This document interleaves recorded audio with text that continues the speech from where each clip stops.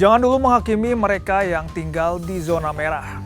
Karena bagi petani di sini, pilihan hidup itu sangat sempit antara perut yang harus diisi besok hari atau nyawa yang dipertaruhkan di atas tanah yang bisa runtuh kapan saja. Inilah realita pahit di balik sayuran yang kita makan. Sabtu 24 Januari 2026 menjadi penanda waktu kelam bagi Kabupaten Bandung Barat. Dalam detik-detik itu, akumulasi dari faktor alam dan keterbatasan manusia bertemu dalam satu titik. Bukit di kaki Gunung Burangrang yang selama puluhan tahun berdiri kokoh, akhirnya melepaskan diri. Ia runtuh dalam fenomena yang oleh para ahli geologi disebut sebagai debris flow. Ini bukan sekedar longsoran tanah biasa. Ini adalah aliran bubur lumpur raksasa yang membawa serta sejumlah material yang menyapu pemukiman di bawahnya dengan kekuatan yang tak terbendung. Dampaknya instan dan melumpuhkan. Satu wilayah pemukiman padat penduduk nyaris terhapus dari peta administrasi. Puluhan rumah permanen yang di dalamnya terajut kehidupan, mimpi, dan kenangan keluarga rata dengan tanah hanya dalam hitungan detik. Saya Anand Surya, inilah Point of View Sindo News.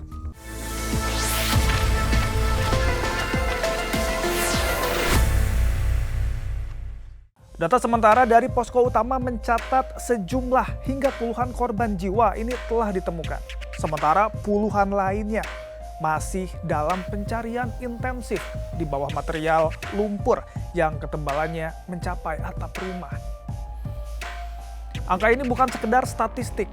Setiap satu angka mewakili satu nyawa, satu ayah, satu ibu, atau satu anak yang dinanti kepulangannya.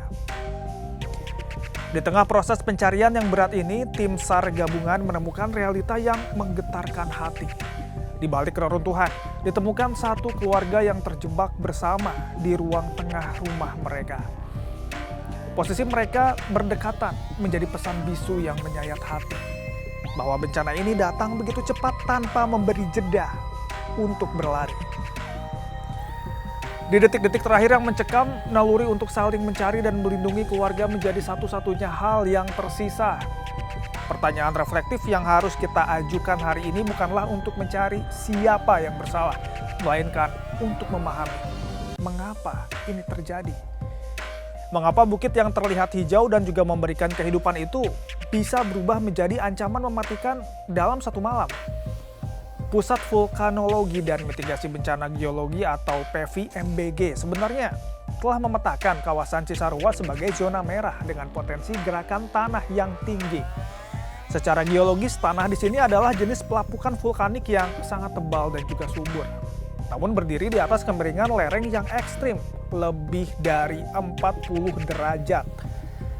Tanah ini adalah berkah karena kesuburannya bagi pertanian.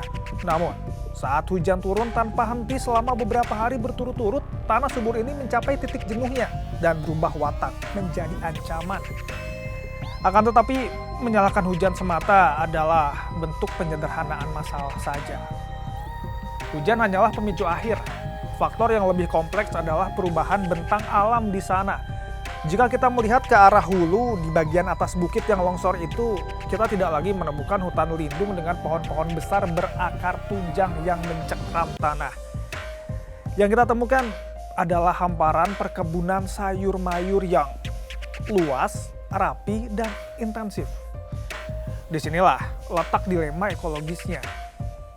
Para pemerhati lingkungan menyoroti satu detail kecil yang sering luput dari perhatian, namun berdampak nyata dan juga fatal. Penggunaan plastik mulsa.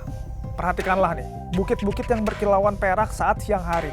Itu adalah plastik pelindung tanaman yang digunakan petani untuk menjaga kelembapan dan hasil panen. Bagi pertanian, itu adalah efisiensi. Tapi bagi hidrologi tanah, itu membawa risiko besar. Plastik mulsa ini menutupi pori-pori tanah dan permukaan bukit. Saat hujan deras mengguyur, air tidak bisa meresap secara merata dan perlahan dalam tanah. Sebaliknya, air tersebut meluncur deras di atas permukaan plastik, menciptakan aliran permukaan yang liar atau surface runoff. Air ini bergerak mencari celah, berkumpul dalam satu titik retakan tanah dan masuk menghujam ke dalam lapisan tanah dengan volume dan tekanan tinggi. Di kedalaman sana, air ini mengubah lapisan lempung menjadi licin tanpa adanya akar pohon keras yang berfungsi sebagai paku bumi dan hanya ditahan oleh akar serabut sayuran yang dangkal. Gravitasi akhirnya mengambil alih. Ribuan ton tanah itu pun meluncur ke bawah, menimpa permukaan di kakinya. Tragedi ini ya sebenarnya tidak datang tanpa peringatan. Alam dengan bahasanya sendiri seringkali memberikan sinyal. Beberapa warga yang selamat memberikan kesaksian bahwa sebelum kejadian telah terdengar suara-suara ganjil dari dalam tanah atau adanya retakan kecil di bagian hulu. Itu adalah tanda tanah sedang meregang. Namun sayangnya, sinyal alam ini gagal diterjemahkan menjadi tindakan penyelamatan karena kekosongan sistem mitigasi buatan manusia. Disinilah fakta pahit terungkap. Bukan karena alatnya rusak atau dicuri ternyata, melainkan karena ketiadaan alat itu sendiri. Keterbatasan anggaran daerah seringkali membuat pengadaan alat peringatan dini atau early warning system di titik-titik rawan longsor menjadi prioritas yang kesekian. Di lokasi kejadian tidak ada sirine yang terpasang, tidak ada teknologi yang berjaga saat warga terlelap. Akibatnya pada pukul 2 dini hari itu, keheningan malam tidak terpecahkan oleh peringatan apapun. Warga kehilangan kesempatan paling berharga yang disebut golden time atau waktu emas untuk evakuasi. Mereka tidak sempat berlari, bukan karena mereka enggan, tapi karena tidak ada sistem yang memberitahu mereka bahwa bahaya maut sudah di depan mata. Lalu, jika kita tahu tanah itu rawan, jika kita tahu menanam sayur di kemiringan curam memiliki resiko besar, mengapa aktivitas itu terus berlangsung? Jawabannya membawa kita pada pemahaman tentang perjuangan hidup yang jauh lebih rumit dari sekedar menghindari longsor. Ya, realita keluarga. Jangan pernah berpikir bahwa para petani di sana tidak mencintai tanah kelahirannya. Mereka paham betul risiko itu. Namun, mereka berharap dalam situasi sulit di mana kebutuhan hidup mendesak setiap hari, mari kita lihat dari kacamata mereka. Mayoritas petani di zona ini menanam komoditas hortikultura jangka pendek seperti tomat, cabai, dan juga kol. Tanaman ini memiliki siklus panen cepat, hanya 3 hingga 4 bulan. Artinya, uang bisa segera didapat untuk memutar roda ekonomi keluarga, membayar hutang, listrik, dan yang paling utama, memastikan anak-anak mereka bisa tetap bersekolah. Saran dari para ahli sering terdengar ideal, ganti dengan tanaman keras, tanam kopi, tanam alpukat. Secara teori konservasi itu benar karena akarnya kuat, tapi realitanya tidak sesederhana itu. Pohon kopi dan alpukat membutuhkan waktu minimal 3 hingga 4 tahun untuk panen pertama.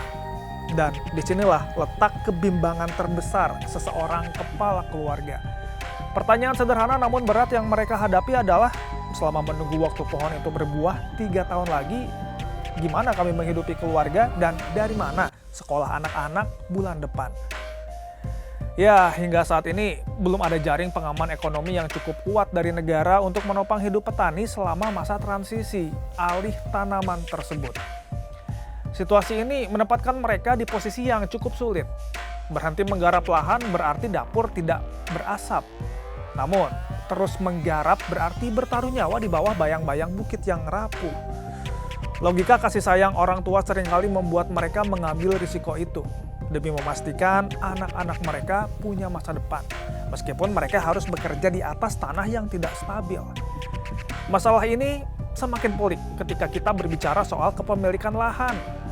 Banyak petani penggarap tidak memiliki tanah itu secara pribadi. Mereka menggarap di lahan milik negara atau lahan milik pihak lain. Status sebagai penggarap membuat mereka ragu untuk menanam pohon jangka panjang. Ada kekhawatiran jika tanah itu tiba-tiba diambil alih. Jerih payah mereka merawat pohon selama bertahun-tahun akan sia-sia. Maka pilihan paling realistis bagi mereka adalah tanaman sayur yang cepat panen, agar hasilnya bisa segera dinikmati keluarga. Hari ini, di lokasi bencana, Tim SAR gabungan masih berjibaku dengan lumpur basah.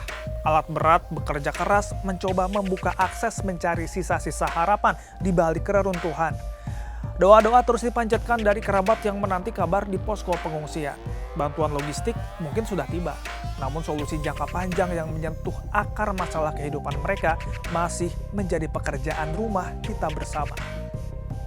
Sindo News berpendapat, bencana longsor ini adalah pengingat keras bagi kesadaran kita semua. Ini bukan hanya tentang alam yang sedang mencari keseimbangannya kembali. Ini adalah cermin dari perlunya pembenahan tata ruang yang tegas, prioritas anggaran untuk keselamatan rakyat melalui sistem peringatan dini, dan yang terpenting, keberpihakan pada nasib ekonomi warga kecil. Selama kebutuhan dasar petani belum menemukan jalan tengah yang selaras dengan pelestarian alam, maka tanah di kawasan perbukitan ini akan terus menyimpan potensi bahaya. Hari ini kita belajar sebuah pelajaran mahal, bahwa di balik piring nasi dan sayur yang kita nikmati, ada perjuangan para petani yang bertaruh nyawa di lereng-lereng bukit. Tanah ini telah memberi mereka kehidupan, namun dalam diam, tanah ini pula yang kini mendekap sebagian dari mereka dalam keabadian. Saya Anan Surya, sampai jumpa.